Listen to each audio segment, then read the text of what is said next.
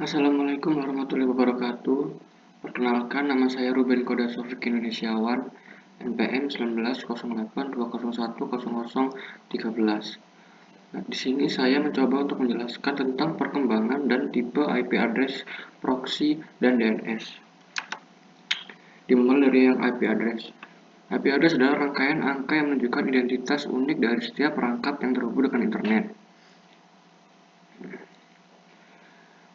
Sebelum internet muncul pada tahun 1969, DARPA mengembangkan penelitian sebuah jaringan komunikasi data antar perangkat komputer. Akhirnya, penelitian itu melahirkan ARPANET atau Advanced Research Project Agency Network. Pada demonstrasinya tahun 1982, ARPANET dapat menghubungkan 40 not perangkat komputer saja. Lalu, pada muncul 1979, muncul Usenet, yang awalnya merupakan jaringan antar komputer di Universitas Duke dan UNC. Namun karena jumlahnya sedikit, tentu saja sistem pengelamatannya tidak begitu rumit. Dengan berkembangnya waktu dan penggunaan jaringan ARPANET semakin meluas, sistem pengelamatan yang bernama NCP (Network Communication Protocol) lama-kelamaan tidak sanggup lagi menampung not komputer yang semakin banyak. Maka DARPA mengembangkan suatu sistem pengelamatan yang lebih umum lagi yang dikenal dengan TCP atau IP, seperti IP address yang sekarang. Dan tipe-tipe IP address yaitu pertama, ada IP address publik.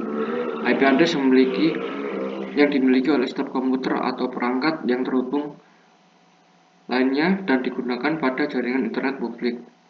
Kepemilikannya diatur oleh vendor-vendor terkait yang menyediakan contoh internet service provider. Yang kedua ada IP address private. IP address private adalah IP address yang digunakan komputer atau perangkat yang terhubung lainnya dan umumnya digunakan oleh jaringan berskala lokal. IP address private terdiri dari dua macam, yaitu IP address dinamis dan IP address statis, seperti IP4 dan IP6. Lanjut dengan proxy. Perkembangan teknologi di bidang informasi telah memberikan pengaruh dalam segala aspek kehidupan.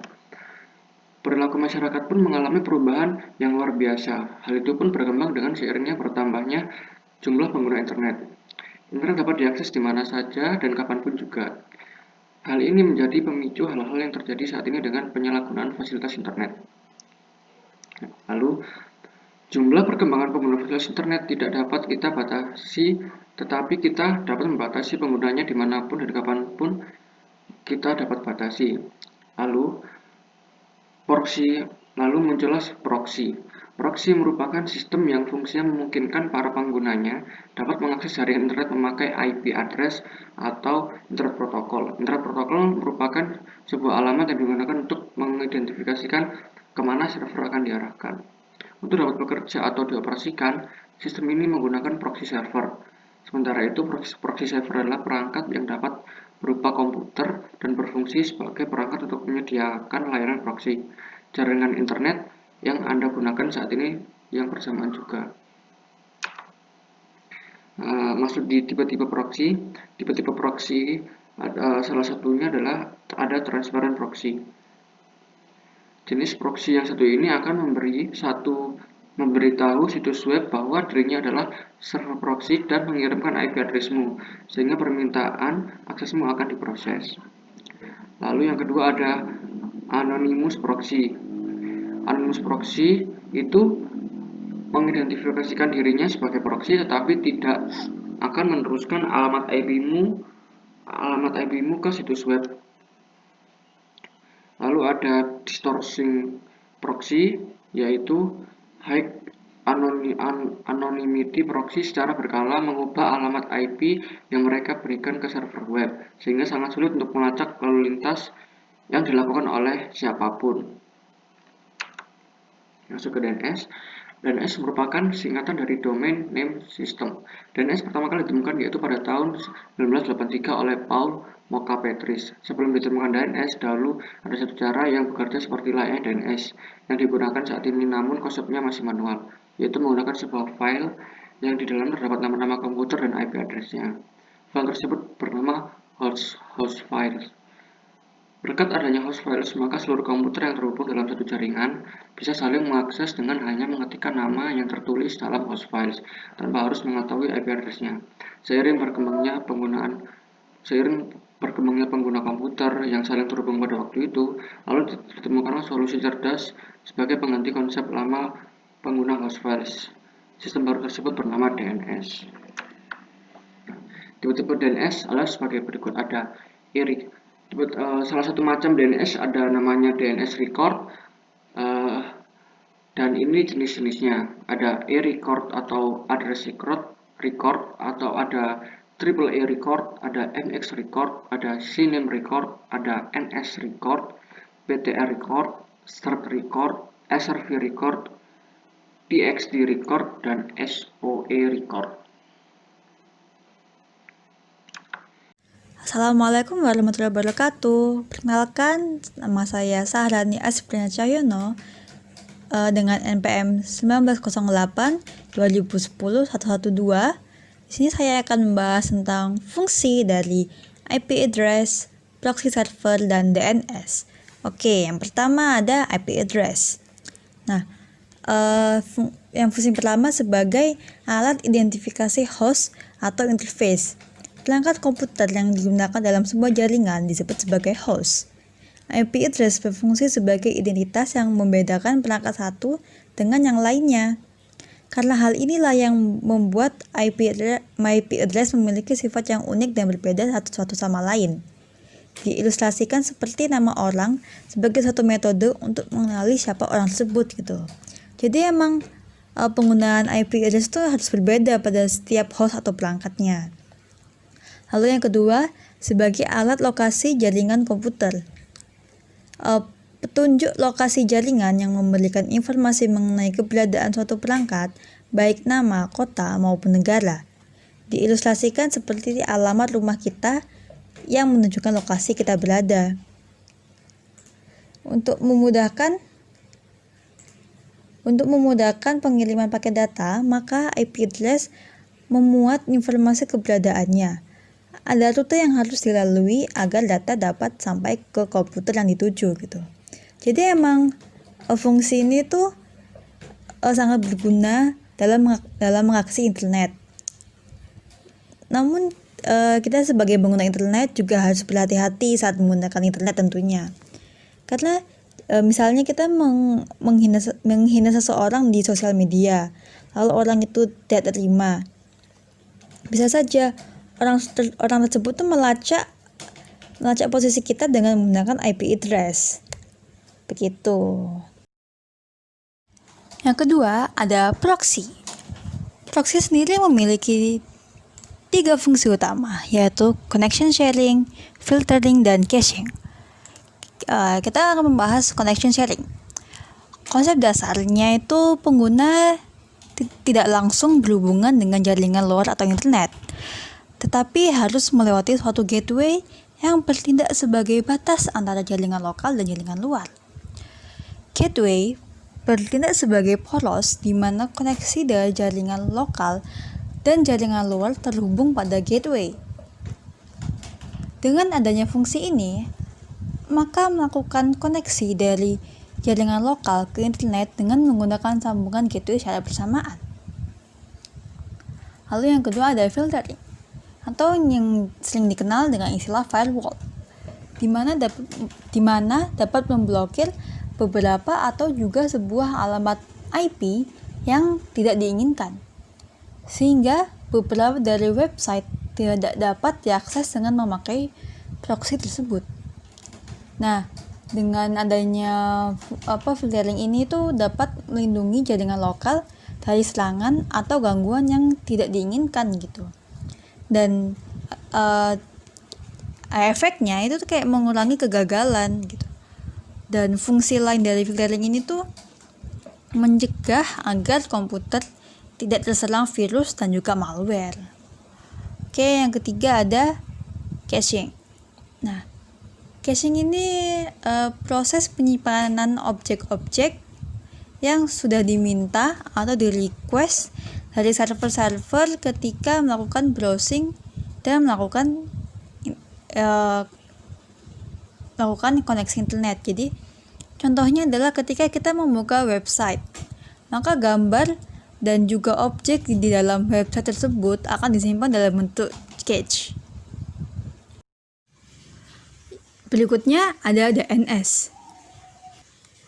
Normalnya, untuk mengakses internet, Anda perlu mengetikkan IP address sebuah website.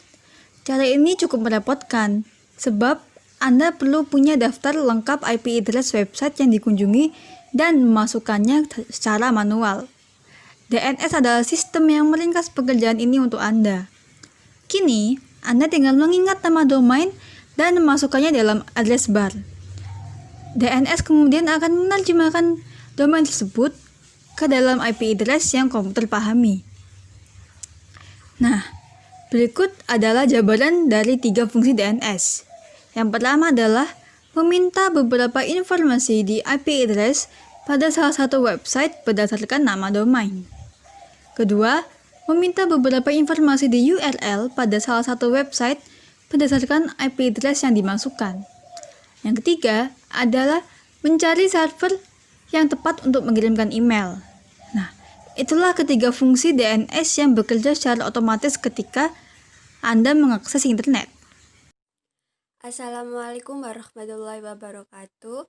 Perkenalkan, nama saya Iza Taskia dengan NPM 1908201002.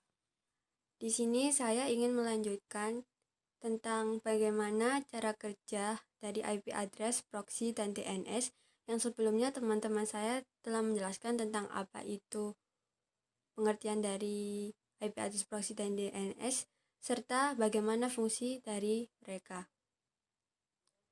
Pertama, saya akan menjelaskan tentang IP address atau cara kerja IP address.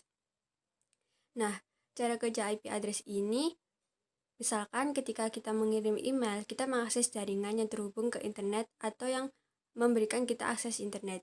Hal ini akan terhubung ke provider internet atau ISP atau jaringan yang ada. Agar sukses, komputer yang kita gunakan harus menggunakan protokol internet, dan alamat IP yang kita gunakan adalah sebagai alamat pengirim virtual untuk membuat koneksi atau hubungan. Nah, ini contoh dari cara kerja IP address. Misalkan nih, komputer pertama itu milik kita, sedangkan komputer yang kedua itu milik teman kita.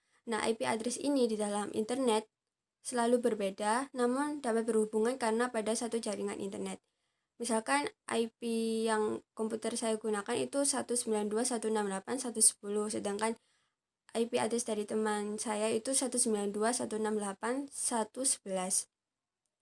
Nah, dalam mengirim IP address ini memerlukan verifikasi IP address, dan kita itu perlu tahu IP address dari teman kita. Nah, dalam mengirim sebuah data atau email tersebut, IP address penerima harus diverifikasi apakah benar penerima adalah IP address tersebut. Nah, setelah dicek kebenarannya, diketahui bahwa IP address tersebut adalah milik teman kita, maka data itu akan dikirim. Nah, setelah dikirim, maka data akan diterima. Cara kerja IP address agar lebih mudah memahami yaitu misalkan kita mengirim atau membuat status di Facebook. Nah, misalkan komputer kita itu IP-nya 192.168.110. Terus misalkan nih IP address dari Facebook itu 192.168.111. Terus ada lagi di teman kita IP address-nya itu 192.168.112. Nah, misalkan kita menuliskan tadi status di Facebook. Nah, status yang kita buat itu akan dikirim ke IP address dari Facebook tersebut. Nah, misalkan teman kita tuh lagi scroll Facebook gitu kan. Nah, si Facebook ini akan mengirim sebuah data ke teman kita kalau menunjukkan kalau kita itu sedang membuat status, dan si Facebooknya juga akan mengirimkan ke kita, ke IP address kita untuk menampilkan status yang telah kita buat. Jadi IP address itu mudahnya itu kayak misalnya kita itu membeli sebuah baju di marketplace gitu kan. Misalkan kita membeli, kemudian gak lama 2 hari atau 1 hari itu, maka akan baju itu akan dikirim ke alamat kita. Jadi seperti itu mudahnya. Yang kedua, saya akan menjelaskan tentang cara kerja proxy. Nah, cara kerja proxy itu bagaimana sih? Jadi cara kerja proxy itu ketika klien yang tersambung dengan proxy server meminta layanan tertentu seperti file, koneksi, akses web, page, ataupun lainnya. Proxy server ini yang digunakan pada web browser itu akan mengevaluasi permintaan layanan tersebut sesuai dengan aturan filternya. Jadi proxy ini memiliki filternya itu. Jadi sebagai contoh, proxy server dapat menyaring traffic berdasarkan Internet Protocol Address. Jika permintaan itu divalidasi oleh filternya yang ada di proxy-nya, maka proxy akan menyediakan apa yang diminta oleh klien dengan menyambungkan ke server atau layanan tertentu yang diminta dan meminta layanan dari server tersebut untuk kliennya. Nah, yang ketiga saya akan menjelaskan tentang cara kerja dari DNS atau Domain Name System. Nah, ini adalah cara kerja DNS secara detail. Saya ini mengambil dari channel YouTube-nya Uarnix. Di channel YouTube Uarnix ini penjelasannya lebih detail dan jelas. Kalau misalkan penjelasan saya ini berbelit-belit atau kurang jelas, bisa langsung mampir ke channelnya Uarnix. Nah, gimana sih cara kerja DNS secara detail? Nah, misalkan kita itu mencari situs yang sering kita buka, misalnya Facebook. IP address dari Facebook ini sudah ada di cache memory, jadi dia itu langsung menampilkan homepage, langsung menampilkan beranda dari Facebook itu. Nah, gimana kalau misalnya kita baru pertama kali buka situs tersebut atau web yang baru pertama kali kita buka? Nah, misalkan di sini tuh studi kasusnya itu www.google.com yang belum pernah dibuka. Nah, gimana? www.google.com ini tidak ada di memory cache karena dia baru pertama kali dibukakan. Nah, di sini tulisnya itu jika tidak ada, maka minta ke resolver server dari ISP. Nah, setelah ke resolver kan, terus di resolver itu berisi tentang database dari domain dan IP address. Nah, dia akan cek apakah ada google.com dan ternyata di situ tuh belum ada, yang di situ google.com tidak ada atau belum terdaftar. Nah, resolver ini akan meminta kepada root server. Nah, di root server ini akan cek, ternyata dia nggak punya, tapi dia itu si root servernya ini punya IP address dari TLD. TLD itu apa sih? TLD itu top level domain. Nah, di root server ini memberikan IP address top level domain ke resolver. Jadi itu di situ ada kan IP dari TLD itu 212.32.33.12. Nah, setelah kembali ke resolver akan cek lagi ke top level domain. Nah, top level domain itu apa sih? Jadi top level domain itu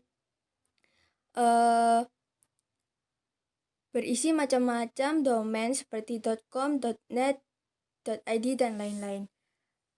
Karena TLD memiliki name server dari domain.com, maka dia akan mengirimkan TLD top level domain.com dan akan mencari di name server. Nah, di name server ini kan google.com, berarti domainnya itu .com, berarti di name server ini pasti ada IP address dari Google, karena Google itu domainnya .com. Terus kemudian dicari dan ketemulah IP address dari google.com. Setelah ketemu, dikirimkan ke resolver IP address dari google.com. Setelah ke resolver, maka akan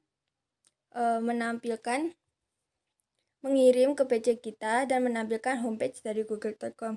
Nah, resolver yang telah diberikan IP address yang telah diberikan dari name server ke resolver ini akan menyimpan IP-nya untuk digunakan lain kali. Nah, ini penyebab biasanya kalau kita baru pertama kali buka website atau situs itu lebih lama daripada yang sering kita buka. Jadi ini alasannya. Assalamualaikum warahmatullahi wabarakatuh. Perkenalkan, nama saya Anu Rizkyani Fadila, NPM 190820100008.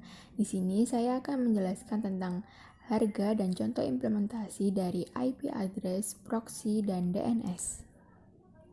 Yang pertama adalah IP address. Informasi harga ini saya ambil dari salah satu website yaitu Indonesia Network Information Center.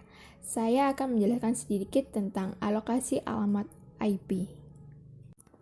Saat ini pengalokasian alamat IP untuk IDNIC APCII di Indonesia dikelola oleh Asia Pacific Network Information Center atau disingkat dengan APNIC, yaitu organisasi yang ditunjuk oleh IANA untuk melakukan pembagian IP address di Asia. APNIC mendelegasikan IDNIC APCII untuk pembagian IP address di Indonesia. Manfaat menjadi anggota pusat informasi jaringan yang dikelola oleh IDNIC APCII adalah tidak perlu menjadi anggota APNIC langsung untuk mendapatkan alokasi IP address. Pada gambar terlihat list yang merupakan resource yang akan diterima oleh anggota baru IDNIC APCII. Untuk anggota dengan status perusahaan dan pendidikan akan dikenakan tarif application fee sebesar 5 juta rupiah dan hanya dikenakan satu kali di depan atau pada awal pembayaran. Perusahaan yang telah menjadi anggota APCII dibebaskan dari biaya ini. Biaya tahunan pada tabel belum termasuk PPN 10% dan biaya materai 6.000 yang ditanggung oleh pengguna. Jika sebuah institusi memiliki alokasi IPv4 dan juga IPv6, maka yang ditagihkan hanyalah nominalnya yang lebih besar. Sebagai contoh, tagihan IPv4 sebesar 19 juta. Tagihan IPv6 sebesar 12 juta. Maka jumlah yang ditagihkan adalah 19 juta. Itu tagihan yang terbesar. Biaya yang dibayarkan untuk IP sudah termasuk AS number, dan AS number tersebut dapat diminta setelah mendapatkan alokasi IP. Di dalam website Indonesia Network Information Center, kita juga dapat mensimulasikan biaya untuk harga yang akan kita bayarkan. Di sini saya mencontohkan kalkulator untuk simulasi biaya dengan jenis keanggotaan perusahaan IPv4 sebesar 24 bit dan IPv6 32 bit. Berikut hasil dari perhitungan simulasi biaya dengan total perkiraan biaya sebesar 19.960.000. Selanjutnya yaitu proxy. Sama dengan informasi harga sebelumnya, saya juga mengambil dari salah satu website yaitu Flash Network. Di sini saya mencontohkan harga dari jenis private proxy. Harga proxy sangat beragam, mulai dari 125.000 hingga 300.000. Kelebihan dari proxy premium berbayar adalah kecepatan yang stabil dan server yang terjamin. Adapun juga proxy gratis, namun kelemahan menggunakan proxy gratis akan memperlambat koneksi internet dan menampilkan banyak iklan. Akan lebih berbahaya juga jika layanan proxy tersebut dijalankan oleh hacker. Berikut harga yang ditampilkan pada website Flash Network. Harga tersebut ditentukan per 3 bulan dengan masing-masing jenis harga yang ditawarkan mulai dari bronze hingga platinum. Selanjutnya yaitu DNS, Domain Name System. Harga tersebut saya ambil dari website yaitu Google Cloud dan GoDaddy Indonesia. Di dalam website Google Cloud juga menawarkan layanan Cold DNS secara gratis. Harga Cold DNS termasuk biaya bulanan per zonanya yang ditambah dengan biaya pengguna berdasarkan traffic query. bisa dilihat pada gambar sisi kiri. Untuk sisi kanan adalah harga yang ditampilkan dari website GoDaddy, yaitu sebesar 32.000 per bulan. Kita langsung ke contoh implementasi dari IP address, proxy, dan DNS. Contoh implementasi dari IP address bisa pada gambar. IP address dapat terhubung karena memiliki network yang sama, yaitu 10.10.3, dan IP address tidak dapat terhubung jika memiliki network yang berbeda, yaitu 10.10.3 dan 10.10.5. Berikut contoh implementasi dari proxy.